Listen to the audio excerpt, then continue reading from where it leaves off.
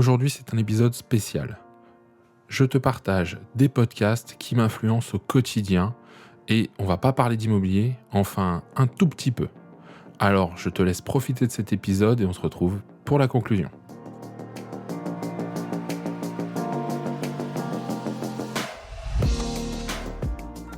Limo Entrepro, c'est le podcast pour toi professionnel expérimenté ou novice qui a besoin de changer l'image de ton métier auprès de tes clients.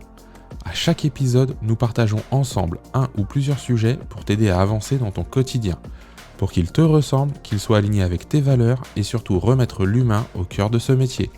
Alors je te remercie de ton écoute et c'est parti.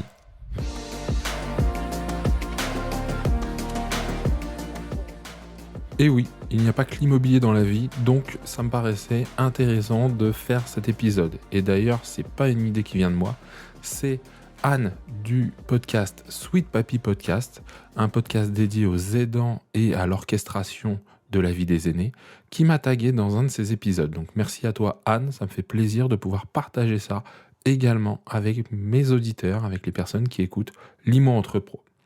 Donc ça va se faire très simplement sous la forme de questions auxquelles je vais répondre et j'espère vous donner l'envie d'écouter les podcasts ou même d'écouter ne serait-ce qu'un seul des podcasts que je vais vous citer. Tous les liens vers ces podcasts sont dans la description.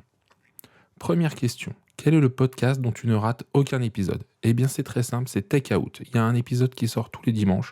Ce sont 3 compères, personnes qui travaillent ensemble, amis certainement, qui tournent autour de l'influence au début et qui aujourd'hui tournent vraiment beaucoup plus autour de l'entrepreneuriat.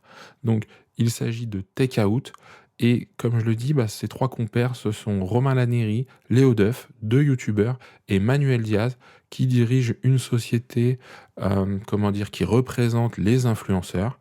Mais c'est pas que de l'influence, c'est vraiment des thèmes maintenant moi qui me font réfléchir et leurs 3 visions qui souvent s'opposent, mais pas s'opposent dans la confrontation, s'opposent dans les idées et qui au final nous donnent un beau panel de choses à écouter, à découvrir et moi ça me fait bien réfléchir donc c'est cool. Deuxième question. Quel est le premier podcast que tu as écouté ? Eh bien, c'était en juillet 2019. Il s'agit de Dans la poche de Florian Beaufreton. Alors, c'est pas si vieux que ça pour moi d'être tombé dans le podcast, mais j'ai vraiment adoré ce format.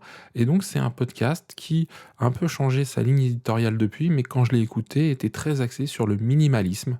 Et c'est un thème, moi, qui m'a interpellé et qui me fait encore me poser pas mal de questions. Comment je peux être peut-être plus minimaliste dans ma vie de tous les jours ? Troisième question. Quel est le podcast ou l'épisode qui t'a fait rire ? Alors moi, c'est un podcast que je partage. Je vais partager que des podcasts. Ce podcast s'appelle Un bon moment de Kian Kojandi. Vous connaissez certainement Kian Kojandi. C'est le créateur de Bref. Et lui et son ami Navo reçoivent un invité chaque semaine. Et sincèrement, c'est toujours bienveillant. Il y a une bonne ambiance. Comme c'est un bon moment, il y a une bonne ambiance.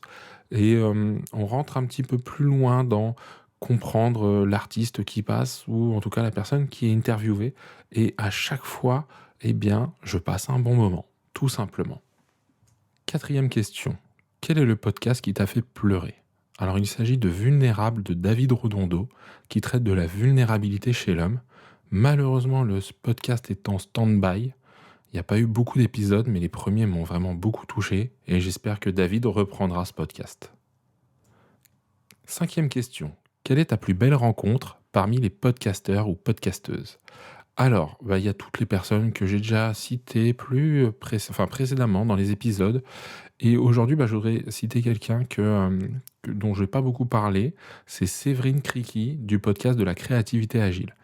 Au-delà de son podcast, j'ai eu la chance de la rencontrer, que ce soit en visio ou en vrai. C'est une personne d'une extrême générosité, qui a un partage extraordinaire et qui, dans son podcast ou dans les rooms qu'elle anime aujourd'hui sur LinkedIn, donne des informations, des astuces, des leviers en permanence et je trouve ça génial. Tout se partage. Sixième question. Quel est ton dernier coup de cœur podcastique ? Alors, vous le connaissez, c'est une personne qui est déjà intervenue sur le podcast dans l'épisode 27. Il s'agit de Monstrueusement Humain d'Audrey Jarnier. Audrey, elle a son univers, son podcast à chaque fois me transporte, à chaque épisode, C'est vraiment quelque chose, moi, qui me fait déconnecter, mais aussi qui me colle parfois un peu la claque de la réalité, parce que sa petite voix, elle me parle. Donc voilà, il est en stand-by aussi voilà, j'ai l'impression de parler beaucoup d'épisodes, enfin de podcasts en stand-by, mais j'ose croire et j'espère de tout mon cœur qu'Audrey va reprendre bientôt ses épisodes. Septième question. Quel podcast aimerais-tu que les gens découvrent? Alors, il y a vraiment beaucoup de choix et moi je me porte sur un qui est cool et surtout, alors peut-être pour les entrepreneurs, donc peut-être un peu plus le public aujourd'hui qui écoute ce podcast là que vous avez dans les oreilles. Et donc celui que je vous conseillerais, c'est Marketing Square de Caroline Mignot. C'est vraiment des conseils sur différentes thématiques liées au marketing, à la communication, aux réseaux sociaux. Et surtout, elle nous délivre à chaque fois avec son invité des tips qui sont facilement actionnables. Et ça donne vraiment l'envie de tester juste après l'écoute d'un épisode et de se dire tiens, je me lance dans telle chose ou je fais telle action. Et ça, c'est vraiment un truc que j'attends des podcasts. Huitième question. Avec quel podcast souhaiterais-tu faire une collaboration? Alors, je vais être un peu gourmand, il y en a deux. D'un point de vue pro et immobilier, j'aimerais bien le faire avec Radio Imo, parce que déjà, il sort du contenu qualitatif et en grande quantité, mais c'est normal en même temps, et aussi pour voir un peu l'envers du décor. C'est-à-dire que là, on rentre dans un domaine plus professionnel de la radiodiffusion aussi, et donc, voilà, c'est de voir un petit peu tout l'envers du décor, que ce soit technique, ou on va dire éditorial. Et le deuxième, ça c'est plus mon petit côté geek, enfant, machin, etc. C'est iWeek de Benjamin Vincent qui traite de toute l'actualité Apple. Donc voilà, le côté geek. Il y a une bande de copains quelque part qui font un podcast là-dessus. Et à chaque fois, c'est des fines analyses sur Apple, la stratégie, les produits. Et moi forcément, geek, ça me parle. Enfin, neuvième et dernière question. Quel podcasteur tu voudrais voir faire ce tag? C'est-à-dire à qui je vais donner la patate chaude? Eh bien, je vais parler de Sophie Gainbay du podcast Storytelling des héros, qui est une coach et qui a une approche du coaching vraiment hyper intéressante avec, en tout cas c'est même pas intéressante, c'est différente. Voilà, très clairement, c'est différente. Elle a une approche qui est pleine d'humanité et en plus qui nous permet de nous raccrocher à des personnalités connues et qui vont nous donner certainement des axes de réflexion. D'accord? Donc ça, c'est voilà. Donc j'espère que Sophie, elle prendra cet épisode. J'ai hâte de connaître sa sélection.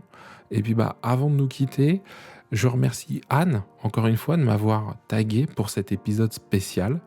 J'espère que ça change un peu de l'immobilier, mais que vous aurez appris des choses et que ça vous aura donné envie d'en connaître davantage sur les podcasts.